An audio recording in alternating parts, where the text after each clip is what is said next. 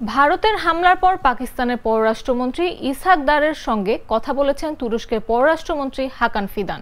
এ সময় তিনি ভারতের আগ্রাসনের বিরুদ্ধে পাকিস্তানের প্রতি সংহতি প্রকাশ করেছেন।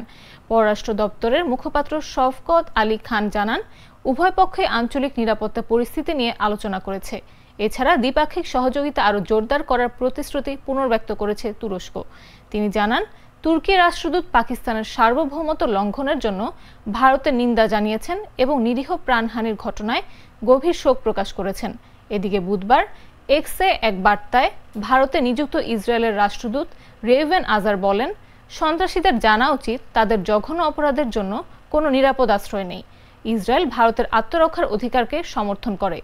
ইসরায়েল ভারতের এই পদক্ষেপকে সমর্থন জানালেও ভিন্ন সুরে কথা বলেছে তুরস্ক।